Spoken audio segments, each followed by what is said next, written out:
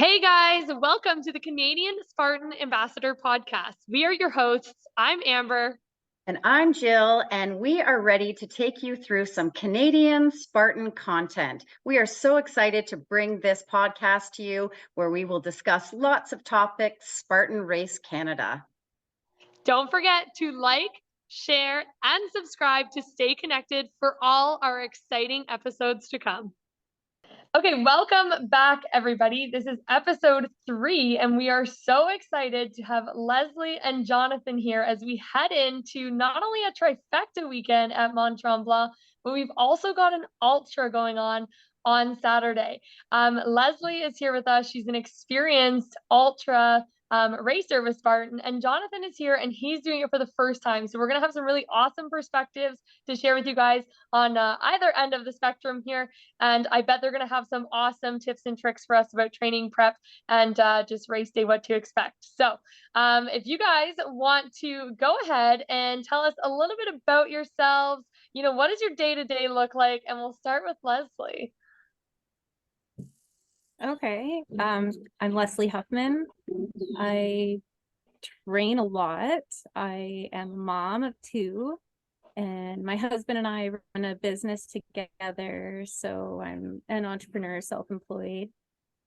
So that's nice to be able to free up time where I need, both with my kids and the ability to train for OCR and whatever it is I'm doing at the time. So,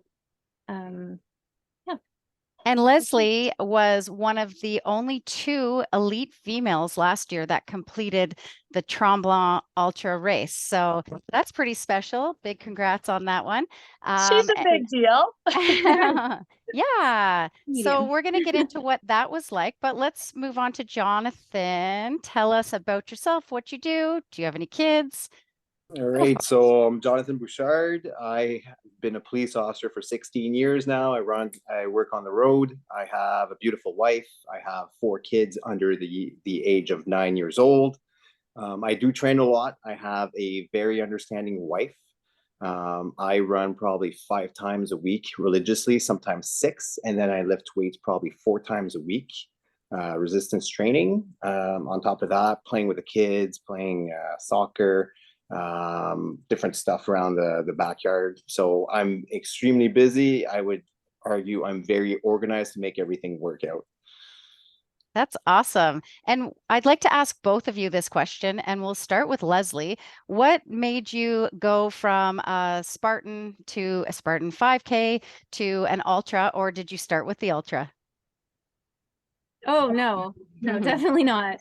The first one I did was a 10K, like a super, and I guess I just worked my way up slowly. I sort of, when I started, thought an ultra was absolutely insane.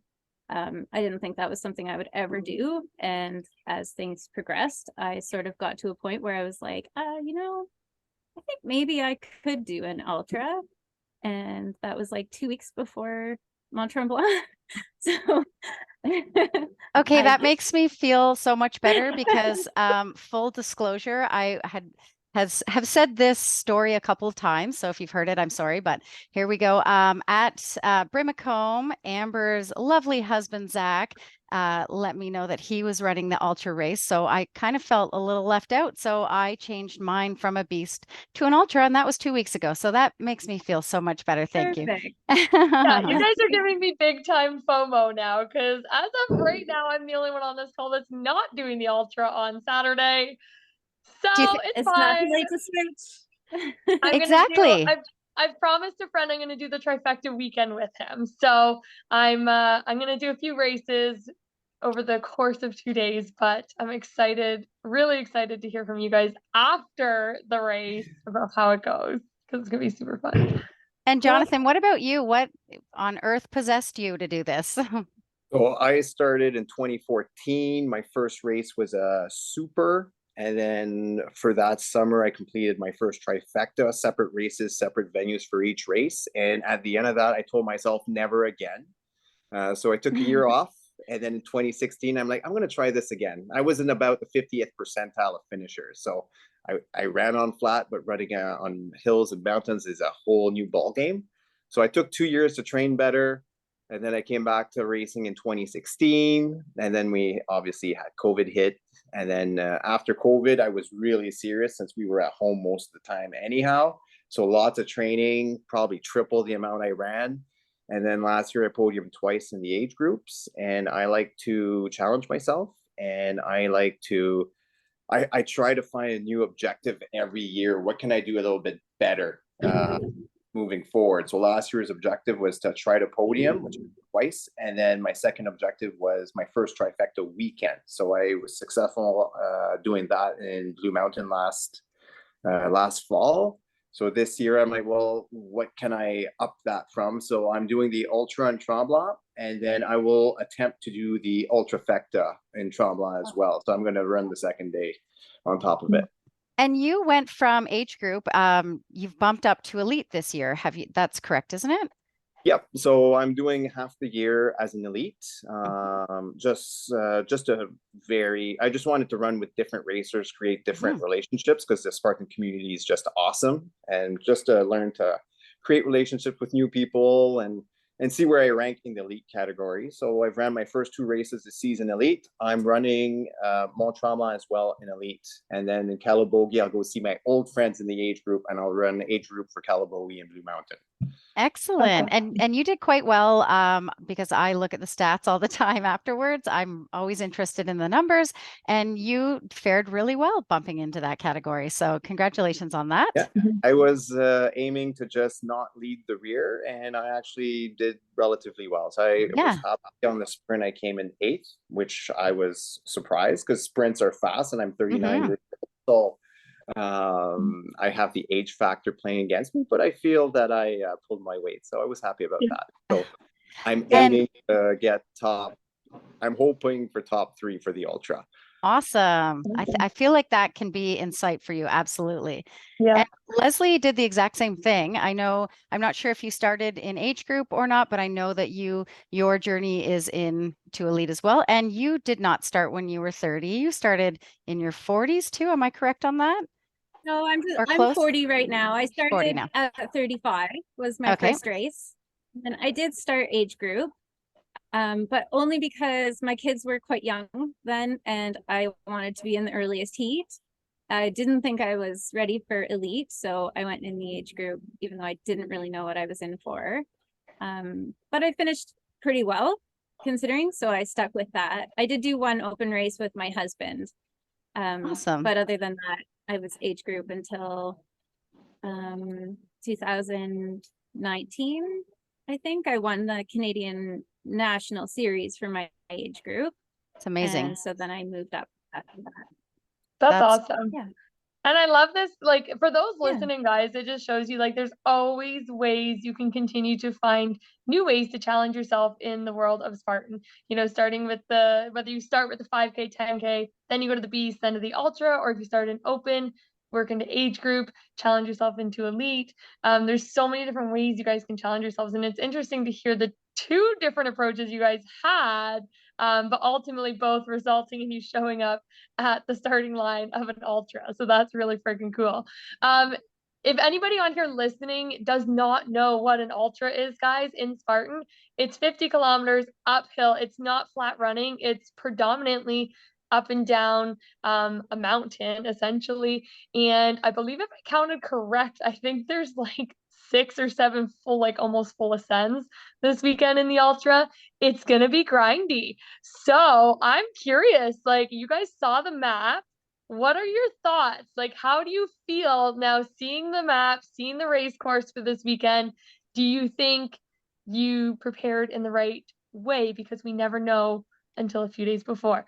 I'm gonna ask Jonathan first, because he's a rookie here, and then we're gonna let Leslie answer.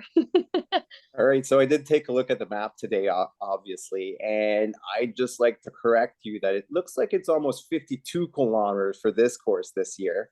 And then my biggest concern is the barbed wire crawl number 2, which is in the ultra loop.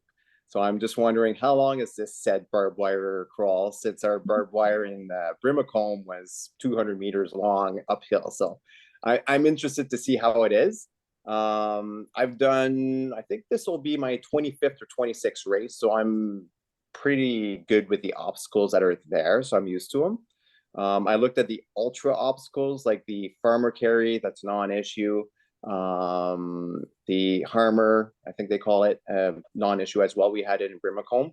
So that's not, I feel like I'm well prepared. And now it's the matter of doing the spear throw twice, right? So how many penalty loops will I run with that spear throw is my biggest concern. I'm 1 for 2 this year so far. So we'll see. I'm hoping at least 1 for 2 and ideally 2 out of 2. Well, I'm 0 for 4 this year on my spear throws, so it's not looking good for me. Good thing I'm not running the Ultra. Yeah, until later tonight. So, okay, so you're feeling good going into the race with your race prep. Like you said, you do a mix of running and weights and fitness. So, I mean, yeah, like you're probably pretty well seasoned for the distance and the obstacles. Leslie, are you racing this weekend? No, I'm not racing. I'm recovering from a surgery, so I'm not. I'm just like learning to run again. So I wish that I could be there, but I'm not. And I'm just going to interject and say that Leslie's injury has been a bit of a long process, hasn't it? Like this isn't just you injured yourself yesterday. Yeah. So. Okay, so thinking back, Leslie, do you remember like when you prepped for the race and then got there? Do you feel like you would have trained any differently? Oh, definitely. Yeah, because we had done we had Brimacombe last year, and I think it was 3 weeks from that to Calabogie. So I raced both the races at Brimacombe and I did both the races at Calabogie. And then 2 weeks later was the Ultra. And so I really was just recovering and trying to maintain my fitness instead of like building for an Ultra. So it wasn't an ideal situation at all, but it was just before my 40th birthday, this Ultra. So it was like a last minute, like I'm going to do something crazy for my birthday. And so I really didn't prepare for it at all. What was the hardest part? Because I know, I don't know if we've mentioned this, but we have been talking about this in the group channels. But last year we had so little finishers. We had a lot of do not finishers, so little finishers. I know that in elite there were only 6 people that finished in total, and it took very, very long. So what were some of the challenges? And very long. How long were you? Longest duration I've ever done. It was over 12 hours for me, which like to be honest, I didn't do it fast. I failed a lot of obstacles, so I had a lot of penalty loops, and my knee started hurting towards the last like 15 kilometers. So I walked like a lot of that because I had another 50K race coming up 2 weeks after that, a trail race. So I didn't want to like destroy my knees, knowing like when I started there were only I think 4 women in elite at the start line, and I knew I was in second. So I didn't want to like injure myself and not be able to do the race later, right? So I just walked a lot of the last 15 kilometers. I knew I wasn't going to catch Stephanie, who was in first. So, and that is a good strategy, really. I think there were only 5 female finishers in all divisions. Like there were 2 elite, 2 age group, and 1 open female finisher. And there were quite a few females at the start. So I think it was just the cutoff. It was just a lot of elevation. The Ultra last year was excruciating. It was good. Not the same loop that's on the map for this one this weekend. So I don't know what you guys are in for, but it was like we had a 4-kilometer loop that we had to do twice last year. And that took me for sure more than an hour to do that 4 kilometers. It was like climbing up boulders that were like the size of me, like big boulders, climbing on all 4s, like basically all the way up the ski hill. Like it just was really, really slow. That's crazy. So like obviously the Ultra is no joke. So correct me if I'm wrong, but I've never done an Ultra, but from what I'm hearing is you have a certain point where you have to be back at the halfway mark and you have to be back out on the course by a certain time, or else you get pulled and you're not allowed to finish, only for the pure sense that you're just going to take too long, basically. Is that a rumor or is that true? No, it is. And they did post the times I saw on Facebook. I think it's 3 o'clock at the transition area. And then there was a couple other cutoffs at the Tyrolean Traverse. And I think you have to finish it by 9 o'clock. So finish the whole thing. And I was talking about this today, that it's kind of crazy to run the slow split first, and then you would have to get faster if you started at 3. So everyone keep that in mind. If you're going back out at 3 o'clock, you've got like an hour less time. So you better book it at that point. But if the extra loop is the 8 kilometers that you're doing in the first loop, then the second part will be a little bit shorter, right? Whereas last year we had 4-kilometer loop added on to the end of each beast. So it was really the halfway point, right? So it was a bit different. So I think then, as you're saying, doing the extra 8 kilometers, it's going to give you like a good sense that you'll have less time. Your split on the second one should be a little bit faster, hopefully. Yeah. Depending on how your stomach's doing and your legs. And actually, let's switch over to a bit of a talk about nutrition. How is that going for everybody? And what is your strategy? And I'm going to start with Jonathan this time, because I saw a really great post, which reminded me that I had to do that as well. Tell us about your strategy. And then if you want and you're listening, go back in the Spartan Canada Facebook group. Jonathan has posted a really cool bucket full of his food for the weekend. Oh yeah, I have Cliff bars, I have Cliff gels, I have salt sticks. So I have a strategy. I'll be taking one snack every 45 minutes. I'm not basing myself on distance just because of the elevation gain. So every 45 minutes, I'll have a snack. And then every hour and 15, I'll take a salt pill to avoid those massive calf cramps, which are 10 times worse than any Charlie horse you can imagine. So, and then I'll have 2 water bottles with 500 milliliters of water on me. And then in each bottle, I'll put 1 scoop of Tailwind, which is caffeinated. It's basically pure sugar. It's all sugar in it, just to keep your energy levels up. And then in the transition tent, I'll have a sandwich of some sort that my wife will make me because she's great. Is she coming to cheer you on? Is she going to be in the tent? She's a trooper. She will be coming from start to finish. So that's so good. I love that. 15 hours because I'll be getting a look at the end of it. And will your kids be in the tent too? Are they planning on? Oh God, no! 3 and 2-year-old. There's no. No. That, right? So, my mother-in-law is going to come to our house, babysit all the kids, and my wife and I will go to Mont-Tremblant on Friday. So. Oh, that's nice. Yeah, so we'll sleep. We got an Airbnb less than 15 minutes away from the venue, which is great. Perfect. And what's your pre-race meal going to be? Have you planned that one out yet? Oh yeah, for sure. So I'll be waking up at least solid an hour and a half before the 5:15 registration time. I'll be taking 1 whole scoop of Tailwind just to start revving up my system. I will have 1 peanut butter bagel and a glass of milk. That's all to kind of coat the stomach and kind of not be starving within 10 kilometers. And then, that's basically it. And then I'll be showing up to the race. I like the strategy of timed as well, because you can't really predict unless you've done the exact race at Spartan, how long it's going to go. There's no pacing. You're not keeping to your 5-minute kilometer pace. You're basically going to go every hour. I'm going to do this. I'm going to try and reach the cutoff by this hour. Like that's how I've kind of blocked it off as well. And I also have the same 45 minutes because I'm like a pure sugar person as well.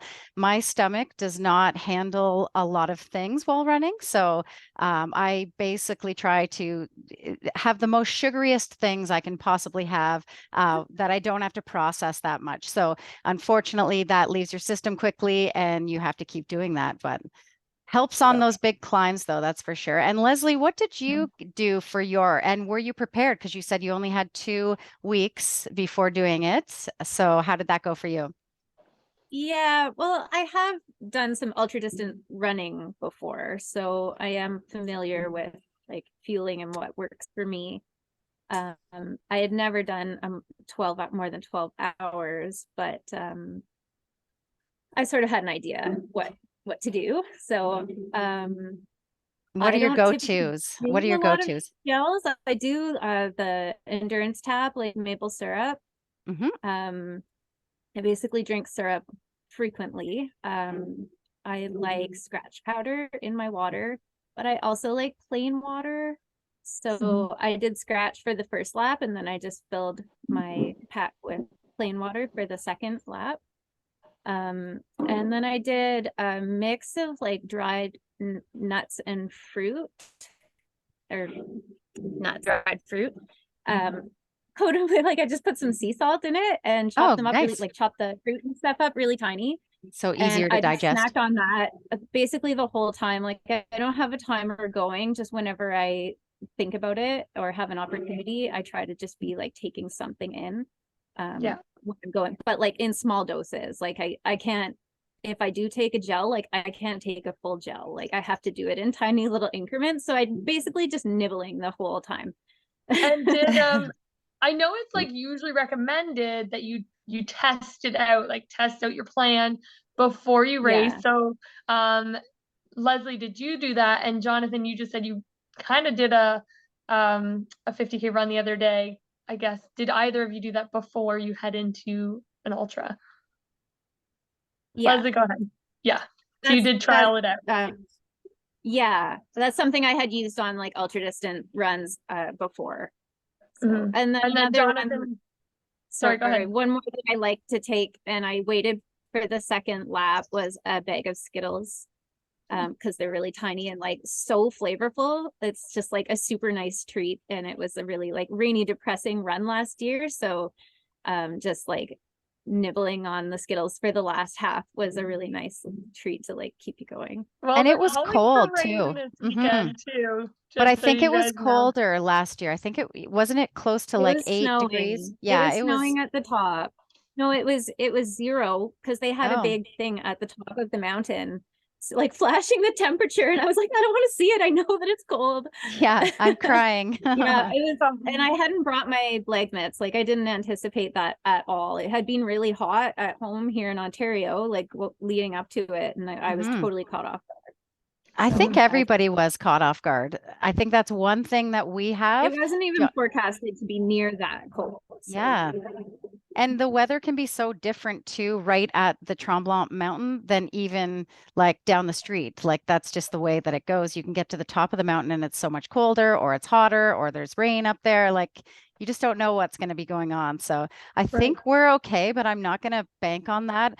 I am bringing my leg mitts, and I'm bringing 2 sets of leggings are going in my bucket, 2 sets of shorts, because who knows? I don't like running in leggings, but I won't run in shorts if it's cold. So I'm basically dressing for winter and for summer. And that's because of watching the Ultra last year in Tremblant.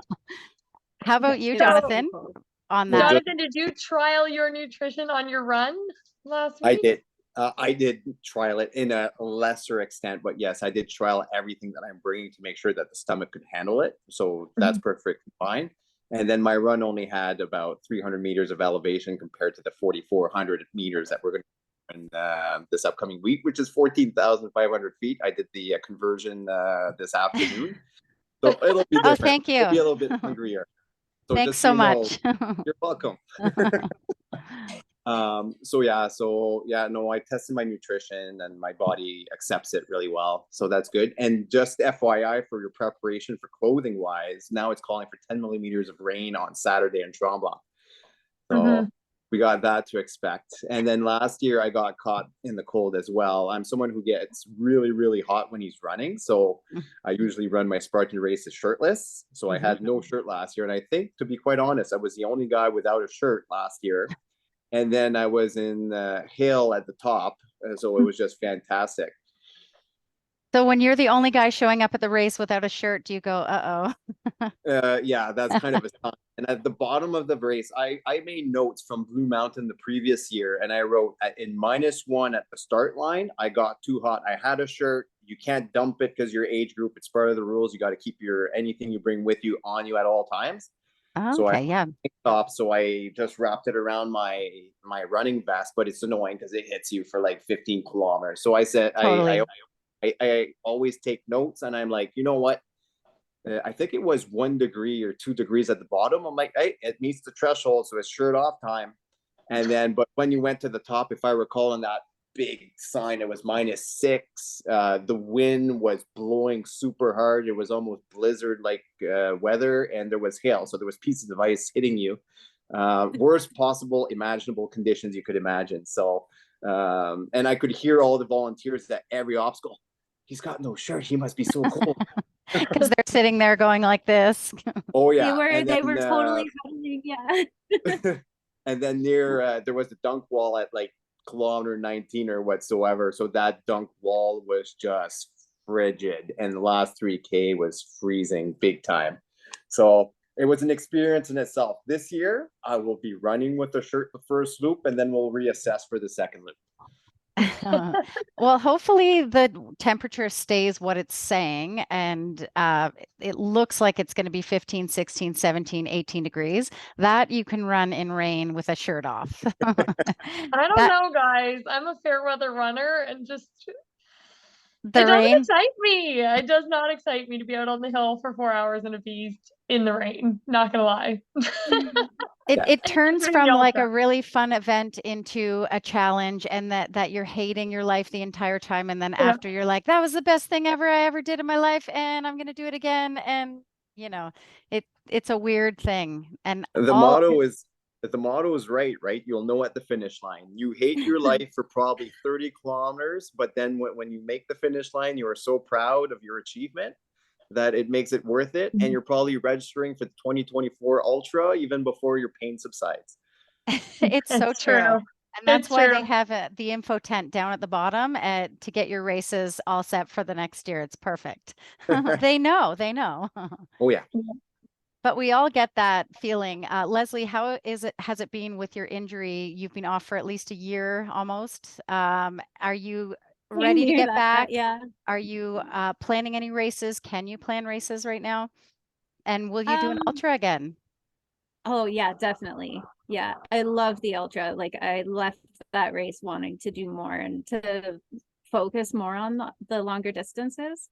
Unfortunately, the race that I had 2 weeks after that ultra at Mont-Tremblant was the one that I injured myself at. So yeah, that was like start of July last year. So it's a long time off.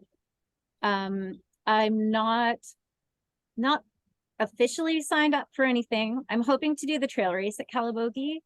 I don't want to do the OCR race yet. Can you guys hear me? Yep. Yeah.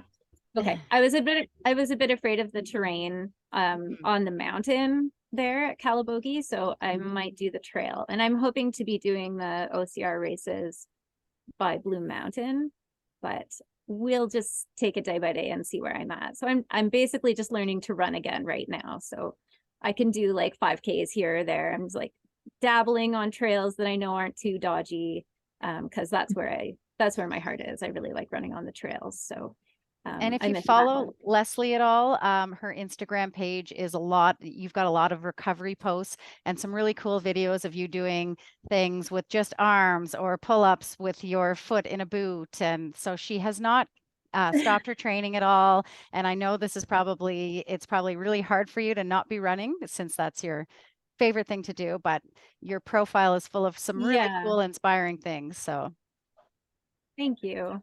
Yeah, it's been a real challenge to like find ways to maintain my fitness and stay active, but I think I've done a good job at it. So I'm happy to share the ways that I've done that in hopes that it will help other people for sure. And that's what, like, social media is so awesome because you can reach so many more people now. So, I mean, like, you can always find someone definitely in the Spartan community who's got a cool story that you can relate to. Follow them on Instagram, guys. Like, we can totally learn from each other here. And even if you don't relate, just follow each other anyways and learn something that you maybe didn't know. So Jonathan, how are you? Sorry, I was gonna say, maybe you guys can just, while we're on this topic, how can people find you on Instagram? What's your Instagram handle, Leslie first, and then Jonathan? Leslie Huffwoman. It's Leslie with 2 S's. Leslie Huffwoman. Leslie Huffwoman. And then Jonathan, what's your handle on Instagram for everybody to find you? I'm looking it up right now. It's Jonathan Bouchard, common spelling, Jonathan, and then space Bouchard, Bouchard. Perfect. Awesome. And I was my gonna, Instagram's relatively new since I joined the ambassador program. Before that, I'm more of a Facebook person. yeah, I find the Spartan community is more on Instagram, but your personal community is more on Facebook. I find that myself. Yep. How are you going Me to too. keep yourself injury free, Jonathan, for the weekend? What is your strategy on rest, recovery? What are you doing the week leading up? Like, what did you do today? So 2 weeks ago, I ran 50K. That was my last long run. Last week, I did 3 between 10 to 13 kilometer runs just to have about 35 kilometers of running last week. I've started my tapering period of 2 weeks. This week, I'm only running 13 kilometers. So I ran 6.5 on Monday. This morning, I did 40 kilometers of spin bike, which is low impact to save these knees and my ankle. And then tomorrow morning, I'm running a 6.5 kilometers at a relatively high pace, probably 4 minutes a kilometer, just to get the heart pumping. And then I will be doing weights tomorrow night for the last time as well. And then I am going to just Thursday, Friday, it's going to be stretching, foam rolling, using a massage gun. That's basically it. So I'm at the end of it. So tomorrow's the last run. And like, I've been running over 100 kilometers a week for now at least 12 weeks, almost consecutively, or near 100 kilometers a week. So I'm feeling energetic. I can feel already the taper setting in, and I'm getting antsy there. So I need a big run to get rid of all this energy. And then between the 2 races, so I'm planning on the 50 on the Saturday. The goal right now is to finish in 9.5 hours. That's my personal goal. And then as soon as I'm done, hopefully by 3:30 p.m., we're going to the hotel. We're going to order in, and then foam roll, like as soon as we get there, massage gun, Epsom salt bath, probably stay in the bath for an hour and a half, 2 hours, refill it with warm water when it gets colder, and then go to bed, probably honestly 6:30 p.m. I'll be in bed. I won't be a fun date that weekend. And then hopefully sleep till good night's sleep, like an 11-hour sleep, still wake up at 5 a.m. and ready for day number 2. Doing the Trifecta weekend last year in Blue, I personally find that venue super hard. I found Tremblant was a lot easier, although the incline's a lot higher.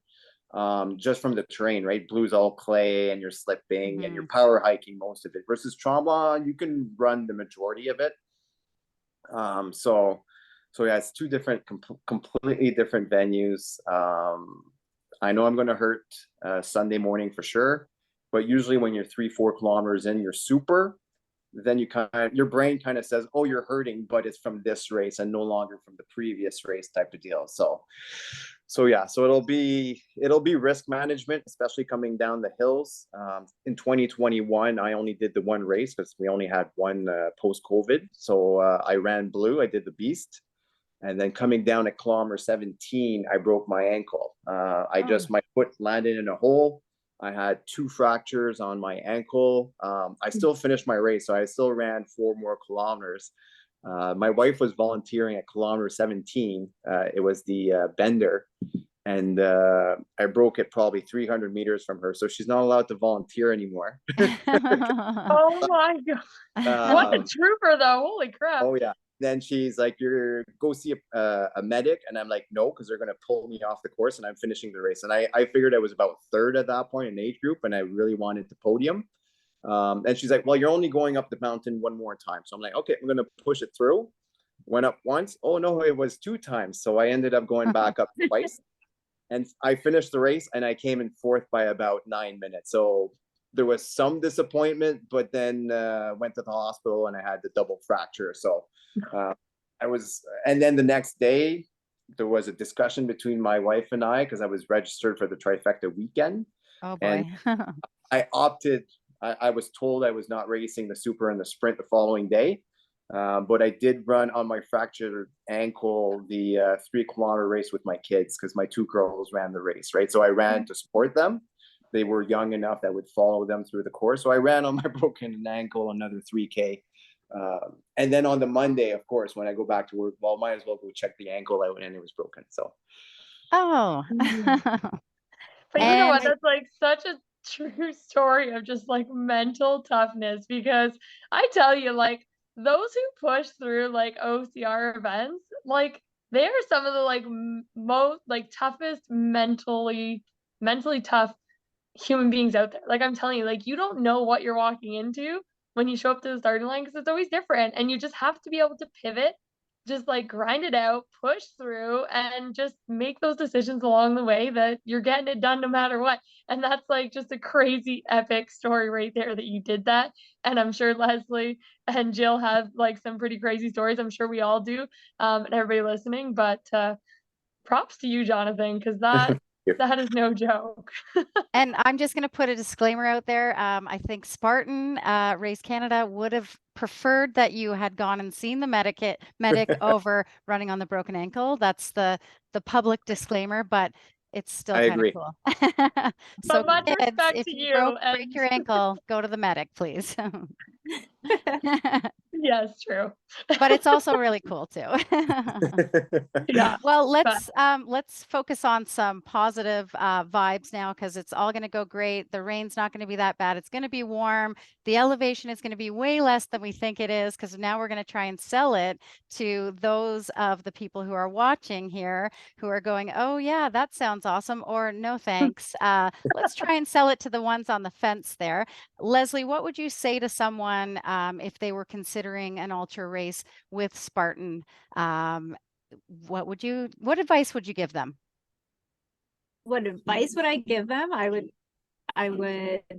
Or what would you just say to to be entice them to it? Why do you do it? oh, that's different. Yeah, I just would say it's like a really good challenge. Like Amber was saying, you're going to have lots of different things thrown at you throughout that ultra, and like a big part of doing it is just overcoming all of those challenges, like terrain, obstacle, distance aside. There's all kinds of other stuff that's going to be thrown at you while you're out there, and just overcoming those, like no matter how you place or what your time is a huge accomplishment. Like it's a pretty cool thing to do, I think. I Definitely agree. worth trying. That's always my favorite thing, is I always say like you're going to learn something new about yourself, and you're going to learn how much more you're capable of every time you step up to the starting line. And that's honestly probably one of my favorite things about Spartan racing too. Totally. I agree with you. My thing personally is I like to do a variety of different things. Like I love the short distances, middle distance. I love all of them. With the ultras, I kind of started doing them during COVID. I joined like the Tough Mudders online 24-hour things, and Spartan did a few things. So I kind of joined into all those and got my love, or actually I realized I could do it. So every time I kind of step foot at a new race or a new distance, my whole thing is, okay, let's just see what you can do. We're going to see what happens. Let's just go for it. You know, I've done my training. Let's just see what happens. I try not to get too much in my head about everything, you know, because it's all a mental game. Jonathan, what about you? How would you bring a new ultra runner on board? What would you say? I would say be well prepared. You can't go into this running after running one beast, or you need to be able to say, I can run a beast and I still feel like I have gas in the tank. So for me, it's a sense of achievement. I do love having my kids. They won't be coming for the ultra, but I love bringing my kids with my wife and cheering me on the sidelines. I feel like a proud dad. It's great. And on top, Mont-Tremblant is a beautiful venue. The views at the top, not that we look at them very long, but we will see them probably 7 or 8 times.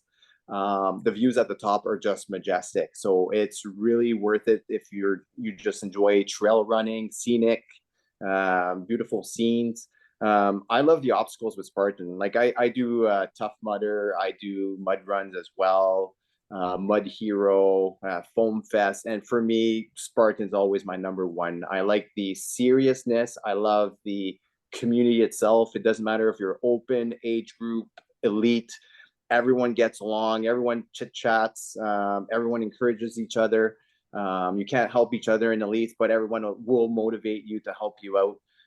It's a great community. So I would encourage anyone to participate in a Spartan, but start in baby steps. Start with a sprint and then slowly graduate. Like I said, I'm on my 25th, I believe, and now I've graduated to the Ultra. And I'm the type of person that if I register for an Ultra, I will complete the Ultra. I don't want that did not finish ranking for myself, right? After all this preparation, I've ran already probably close to 2,000 kilometers this year, so I don't want that to go outside the window there. So That's fair. That's fair enough. And I think that's a great way to wrap it up, like put in the effort and do the best that you can, be prepared. But at the end of the day, don't get in your head and just go for it. And you'll know at the finish, right? You'll know at the finish. You know what? Yeah. You can't think about it as, oh my God, I got 49 kilometers left to go, right? It's like, okay, what's the obstacle before me? Oh, okay, it's a 6-foot wall. Okay, I'm dealing with this now. Who cares about the rest of the race? And then when you're running, you just enjoy the moment, right? You enjoy the routes. I love running when you're within trees, right? When you're not on the hill itself cooking in the sun. But when you're inside the bush, I love single track. That's kind of where I shine. And I just love the views. I'll have my GoPro for the race on Saturday, and I'll take videos and I'll post them on YouTube of the actual Ultra, which will be interesting, I think. Yeah, absolutely. We'll tag you and get those out as well, because people like to see what they're up against too. For sure.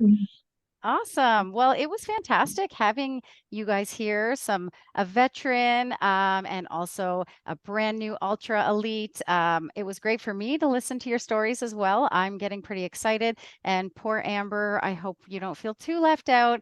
Just means you're going to have to do it next year.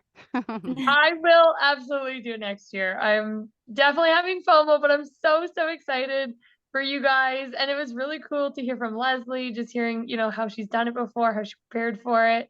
And I'm just pumped. Like, I can't wait to see you guys after the race and just hear all about it. Or maybe see you out there, because you guys will link into the Beast course and I'll be out there doing the Beast. So maybe I'll get like a midway checkup from you guys and see how you're making out.